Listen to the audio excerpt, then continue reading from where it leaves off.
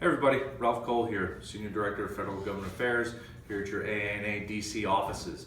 In preparation for our mid-year assembly meeting coming up next month, I wanted to provide you a couple videos with some issue updates.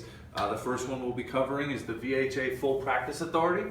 We're going to touch base on what Full Practice Authority means, the background of the issue, current status, key talking points, and key support for CRNA's Full Practice Authority. What is Full Practice Authority? So this is an issue that the VHA has been working on internally for the better part of 6 years to essentially improve veterans' access to the timely, high-quality health care that they have earned and deserved. This is a step that they could take to remove unnecessarily burdensome supervisory regulatory requirements around APRNs and CRNAs that all the available evidence shows do not lead to better health care outcomes for our veterans, but do provide impediments to access to care, longer wait times, and additional costs associated with the delivery of anesthesia. This would allow VHA facilities the ability to use CRNAs and other APRNs in the most efficacious manner possible to ensure veterans have access to the highest quality health care. Current status of the proposal. So the final rule was adopted January 13, 2017 to recognize the full practice authority of 3 of the 4 APRN provider types, specifically excluding CRNAs.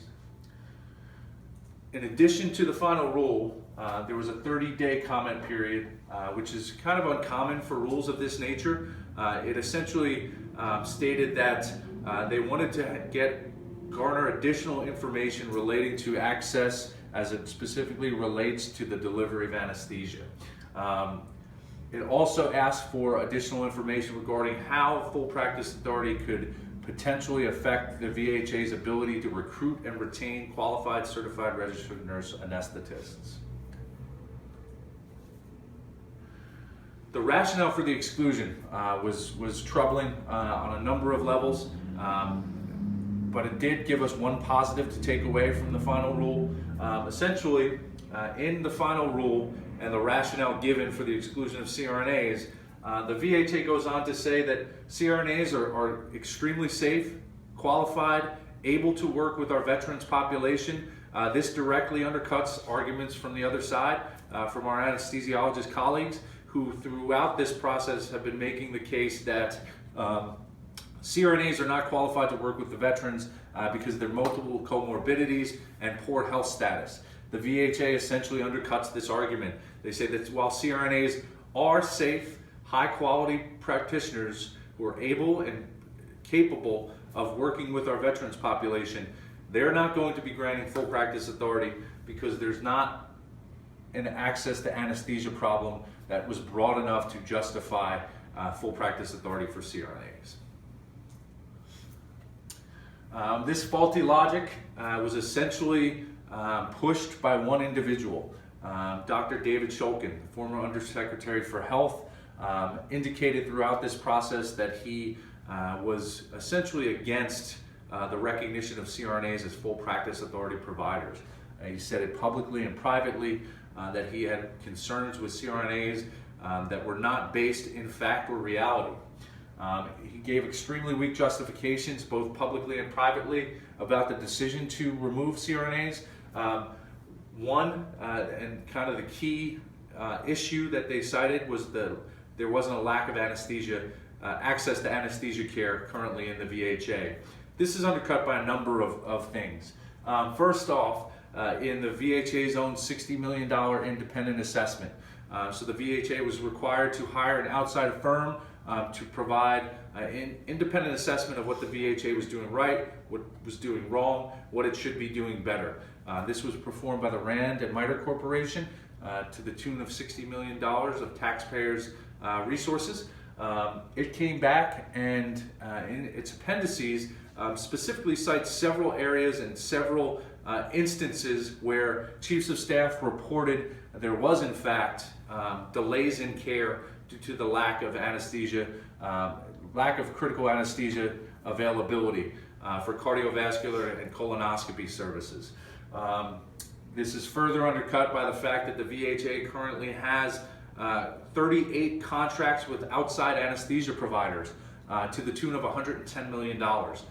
This is important for a number of reasons in undercutting this rationale, but essentially in legislation that was passed 2 years ago, creating the Veterans Choice Access and Accountability Act, it required the VHA to utilize internal resources before it looked to outside contractors to provide care to our veterans, whether it be through contracts or in the community.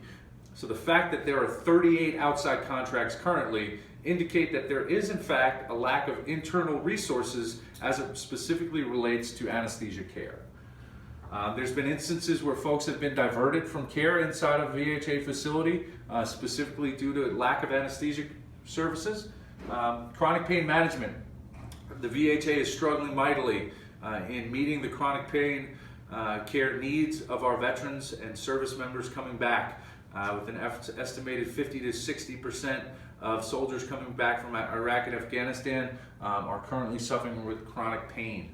And there's an obvious lack of access to the high quality chronic pain management services that our veterans have earned and deserved. CRNAs can play a unique role in providing it through their multimodal holistic approach to chronic pain, including interventional pain, and that is not currently being utilized by the VHA in a manner that is befitting the needs of our veterans.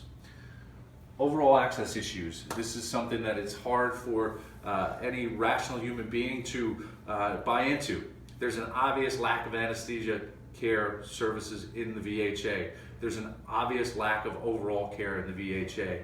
The VHA needs to be taking every available step to improve access throughout the entire delivery system. And for them to make the argument that there isn't an access problem is just faulty logic. These are just some key talking points for you to consider when going into your meeting. This is the right policy at the right time. This is an obvious step the VHA can take. It's a shovel-ready step the VHA can take to improve access, lower costs, all the things that CRNAs bring to the table. CRNA's full practice authority is critical to increasing veterans' access. It removes those unnecessarily burdensome supervision and regulatory requirements, helps to achieve the types of efficiencies needed for the VHA to meet the demands of veterans and to remain a viable health delivery system. FPA full practice authority aligns with current practice in all of the DoD space. So the Army, Navy, Air Force, combat support hospitals, and forward surgical teams all already utilize the full practice of CRNAs to great effect. FPA would push facilities away from the most costly and inefficient anesthesia delivery models. This is costing taxpayers millions of dollars, and it's providing redundancies in the system and resources allocated to those redundancies that don't improve access, that don't improve outcomes, do raise costs. And those are critical funds. The VHA only has a finite amount of resources available to it. And there's a lot of demands for traumatic brain injury services, suicide prevention, chronic pain, as we mentioned earlier. So these funds that are currently being wasted on redundancies in care and anesthesia could be diverted to other more critical areas, mental health and the like. So it's essential that the VHA takes these steps to move away from the very costly, redundant care that too many facilities are utilizing currently. The VHA is in no position to ignore any available efficiencies. Essentially, it needs to take advantage of everything and anything at their disposal to try to reduce costs, improve access. So these are some of the key talking points. Brief update on the issue, current status. Look forward to any questions, comments that you may have. Please reach out to me directly, and I look forward to seeing you all here in DC. Thank you.